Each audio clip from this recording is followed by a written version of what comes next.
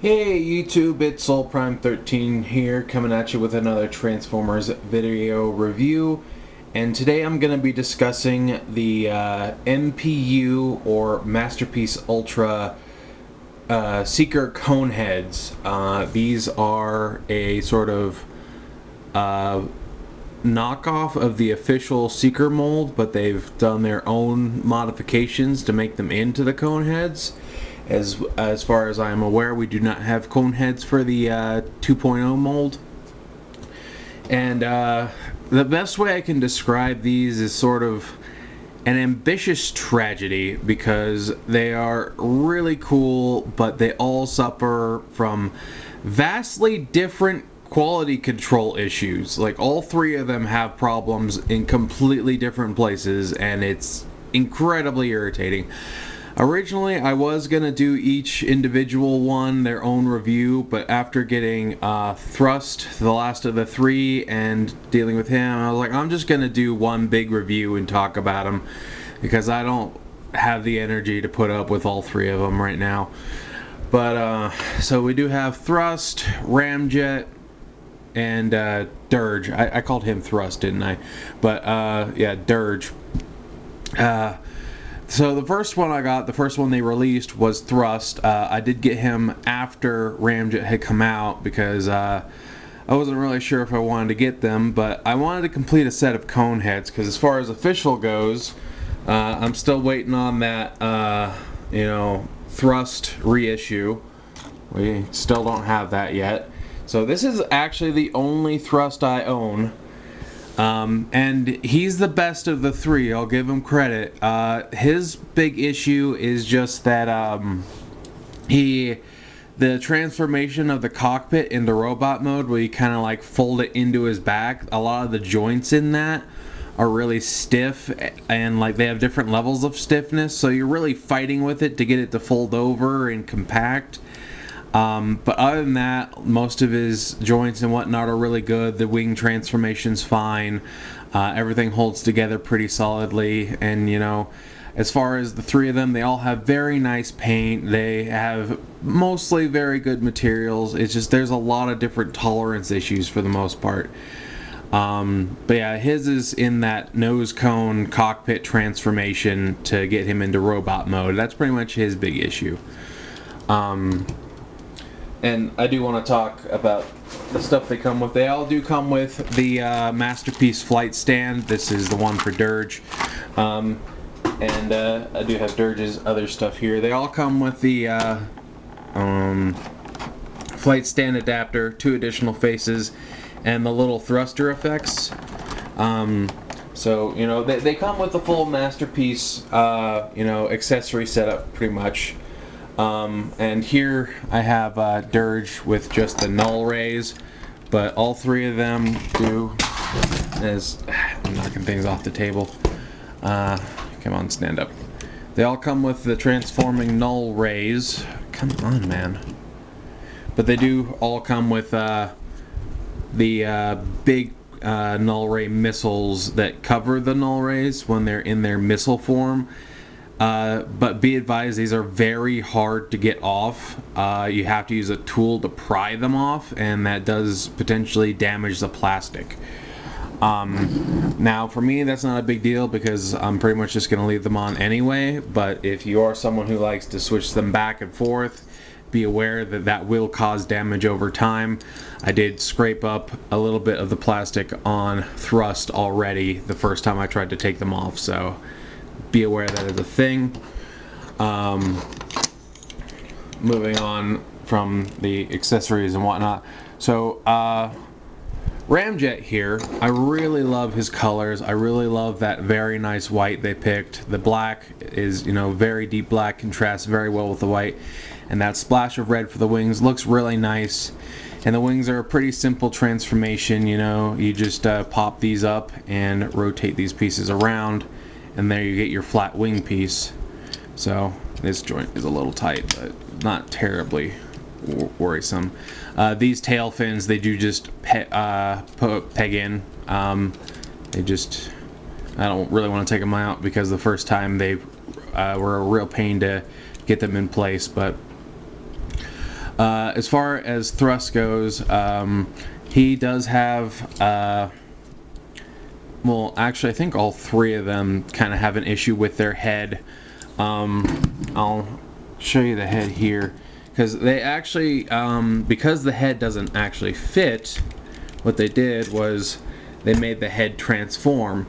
And how that works is that this panel is actually supposed to, you have to get a tool to do this, but the face piece moves forward, these pieces squeeze in, and then the front of the cone folds down like that. These side panel pieces here, despite the fact that they're not spring loaded, just kind of rest inward on their own just because of the way they're shaped and molded, and it's a real hassle to get them out to the side and push the face in, to the point where you either have to, you know, pop the head off or use a tool to get them out of the way to compress the head together, and that's on all three of them. But it's not, I guess out of everything it's not the worst thing. It is a major annoyance though. But with thrust, or not thrust, I keep getting their names mixed up. With ramjet, the butterfly joint right here on this arm, going into robot mode to get his arm out like so is fine, but the butterfly joint is supposed to come forward like so, and once it gets to this point, it's so stiff that trying to pull on it actually starts to bend the plastic, and obviously I don't want to break it. These are like $90 figures, so like I don't want to break that. So he doesn't have butterfly joint on his right shoulder, just because it's so tight. So yeah, that's a big issue mine had. Now the thrusters on him are a little stiff, and pulling them out is kind of a pain in the butt, but it's doable. So there is that, and this is just not aligning correctly. There we go. So there's that. Yeah, his cockpit transformation was a little finicky too. Not as bad as thrust, but it did, you know, give me a little bit of trouble. Moving on to dirge. So his transformation, 90% of it is like silky smooth. Like it's really good. Even the cockpit part was very smooth. It went right in, didn't give me any trouble. I like the way that they found to get the wings compacted down to make him a little more cartoony as far as how his wings sit on his legs. I do kind of dislike these pieces right here because they are very pointy, so if you like grab him from behind or maybe you sit him on your leg mid-transformation, he will stab you. He has stabbed me a couple times. Most of the robot mode joints are fine, but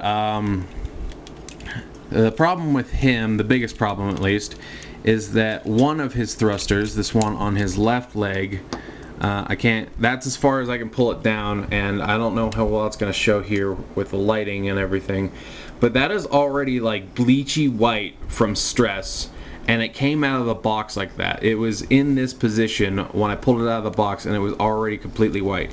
This one comes down all the way fine, but this is as far as this will go, and I tried to pull on it, and it literally like snapped and hurt my fingers. And it will not go any further with that. I even tried to get a tool to wiggle a little bit, and I was just like, it got to the point where I thought I was just gonna rip it off if I tried anymore. So that's not great. I mean, I can just leave these, you know, compressed, and that'll be fine at the end of the day, but it's just another issue that they have. Like, all of them are almost great, and they all just have like one or two big fucking issues. It's just really irritating that they all have something wrong with them, because overall they're really cool. I like that we have the MP2 or 2.0, you know, mold as coneheads. And they're all painted really well. They all have like their own little, you know, wing transformations, which is really cool. But yeah, they just all have vastly different quality control issues. So I don't know. I don't know. And it's not even that I entirely regret buying them, because like I'm happy to have a full set of cone heads finally, since Hasbro isn't, putting their thrust back out. But geez, it's just really disappointing that they each have a different problem. And the funny thing is that like thrust is like I feel like he's the best out of the three, and he was the first one. Usually things get a little better with each release, but no, the first one came out the best. And like and again, they're not like the worst of the worst problems, but they are significant enough that I feel the need to mention them. Would I say that you need to completely avoid these figures? No. Like, at the end of the day, you could still like transform and play with them. It's just they might not be as fun as the original version of the mold, because I do have the main Seekers, Starscream, Thundercracker, and Skywarp, and they don't have any of these issues in them, as far as I can tell. Just like I don't know. But yeah, I was just kind of a little let down by their individual issues, and I just kind of felt the need to talk about it. I really did want to do just like an individual review for each of them, but at this point I just feel like this is the most I can really bring myself to do, because it's sort of taking the wind out of my sails on these three. But yeah, whether or not you decide to go and pick these guys up is up to you. At the end of the day, they're still okay. They're not like horrendously bad. Just be aware that they do have issues. Like, so far, none of them have broken on me. I haven't had that kind of issue, which I can't say for all third-party figures, because sometimes third-party can be a bit of a gamble, especially when it's like a new company or something like that. And it's rough. It's rough. So I'm hoping that this at least brings a bit of clarity to these releases, and I hope that it helps you make a more informed decision. I really do wish that they didn't have these little issues, because then they'd basically be perfect. Like I do still like them. I know I could like them more. So, but I'll stop yapping your ear off, and that was my look at the MPU, or Masterpiece Ultra Conehead Seekers set.